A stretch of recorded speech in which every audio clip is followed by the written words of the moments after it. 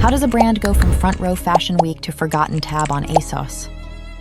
For years, Topshop was the place to be seen, not just by shoppers, but by supermodels, editors, and every it girl worth her Tumblr following.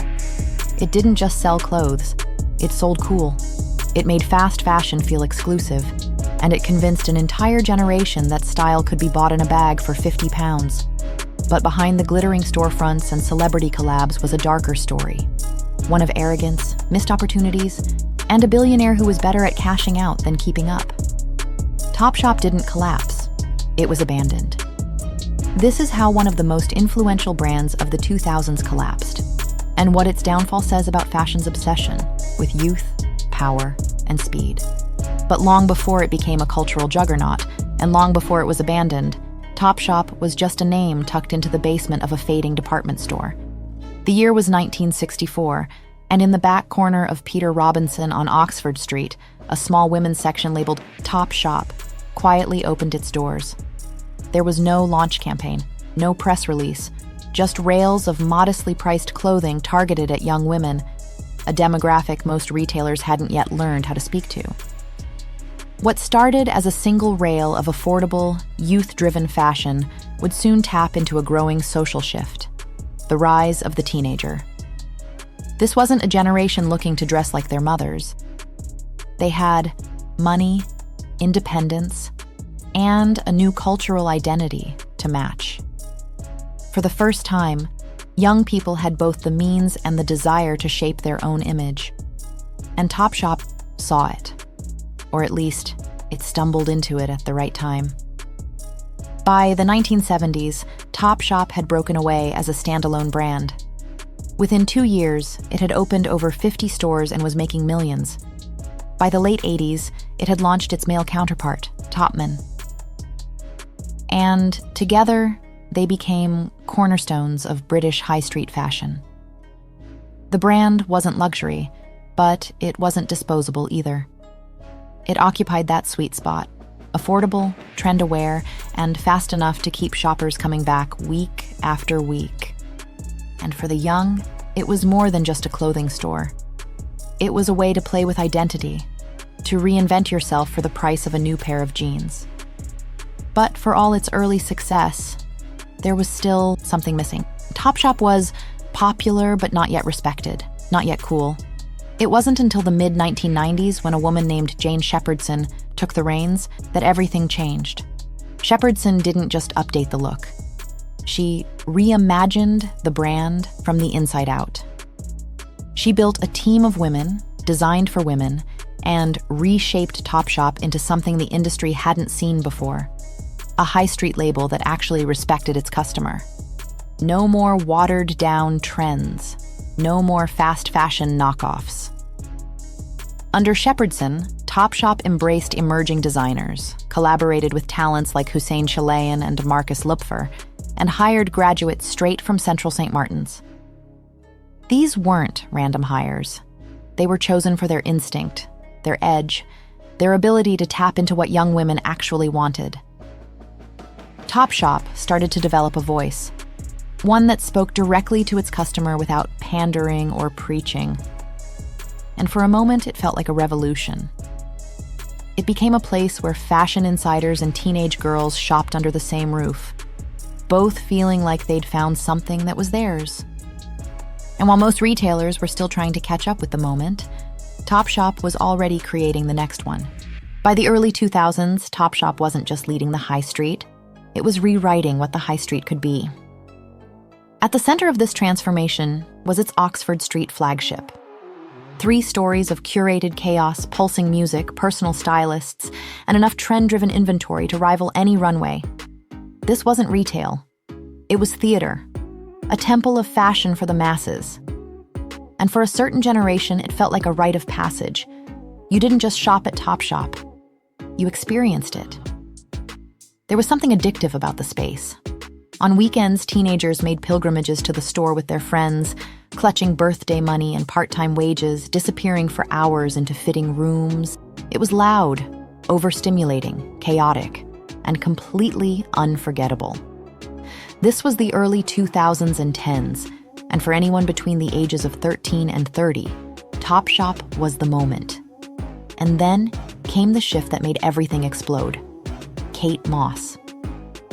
In 2007, the supermodel released her first of 14 collections for the brand, blurring the line between high fashion and accessible streetwear. Customers camped outside overnight. Stores sold out in minutes. Lines formed around the block like it was a supreme drop. Except this one you could actually afford. Suddenly, Topshop wasn't just relevant. It was cool. It had what every brand craved, and few could fake. Cultural capital. The brand became a magnet for it girls. Alexa Chung, Sienna Miller, all wore Topshop. But it didn't stop at the front row. In 2005, Topshop launched Topshop Unique, becoming the first high street brand to show at London Fashion Week. It was bold, unprecedented, and it worked. From 2011 to 2015, its runways featured names like Jordan Dunn, Joan Smalls, and Kendall Jenner, while Anna Wintour and Naomi Campbell watched from the front row. These weren't gimmicks. They were endorsements. Proof that Topshop wasn't just playing in the same arena as luxury brands. It was shaping the game. And unlike the Dior or Gucci shows where collections were whispered about in fashion circles months before they ever hit the stores, Topshops were immediate.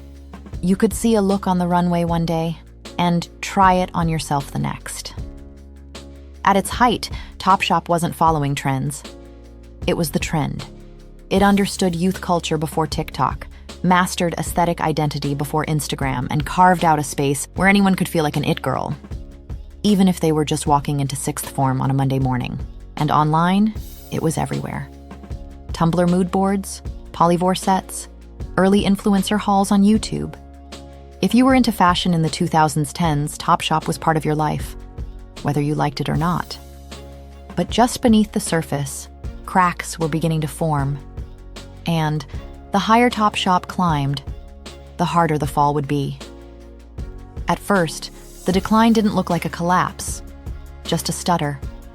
A few missed trends, a dip in foot traffic, a glitchy website that never quite worked. But Topshop's downfall wasn't caused by one mistake. It was death by 1,000 missed chances, and the slow erosion of everything that once made the brand feel alive. When Jane Shepherdson resigned in 2006, the creative engine that had driven the brand through its golden years stalled. Her departure marked more than just a change in leadership. It marked a shift in philosophy. Topshop was no longer led by a team that understood its customer. It was now controlled by men in suits who saw fashion not as culture, but as currency. Sir Philip Green, who had acquired Topshop through the Arcadia Group, saw the brand as part of his retail empire, a money machine. And at first, it worked. In 2005, Green paid himself a record-breaking £1.2 billion dividend. But that success came at a cost. Profits were taken out of the company, not reinvested into its future. While the rest of the industry began shifting online, Topshop stayed chained to brick and mortar, and the world moved on without it. Online-only brands like Boohoo, Pretty Little Thing, and ASOS didn't just compete. They overtook. They were faster, cheaper, more agile. They could drop an entire collection within days of a red carpet trend. Meanwhile, Topshop was still stuck in seasonal buying cycles and lengthy supply chains that couldn't keep up. It was no longer enough to be cool. Now you had to be fast, cheap, and everywhere, all at once. And Topshop wasn't. Its once legendary Oxford Street flagship became an expensive liability. And behind the scenes, the company was buckling under the weight of rising rents, Brexit-related costs, and supply chain delays. By 2019, Topshop's losses hit over £500 million. The clothes weren't bad, but the infrastructure was crumbling. And then came the scandals. Green's name, once synonymous with high street success, was now linked to tax avoidance, pension shortfalls, and sexual misconduct allegations. Former allies distanced themselves. Beyoncé pulled Ivy Park out of Topshop. MPs debated stripping Green of his knighthood. Protesters targeted Topshop stores with picket signs and online boycotts. The brand wasn't just out of touch, it was now seen as toxic. And while all of this played out in headlines, the core customer base, young, female, and increasingly conscious, paid attention. This was no longer just about fashion. It was about values, ethics, accountability, and Topshop failed that test miserably. By the time the pandemic hit in 2020, Topshop was already on life support. The lockdowns didn't kill it. They just finished what had already begun. Physical stores closed, sales evaporated, and with no meaningful online presence to fall back on, there was nowhere left to go. When Arcadia collapsed in November 2020, it wasn't just the end of Topshop. It was the end of an era.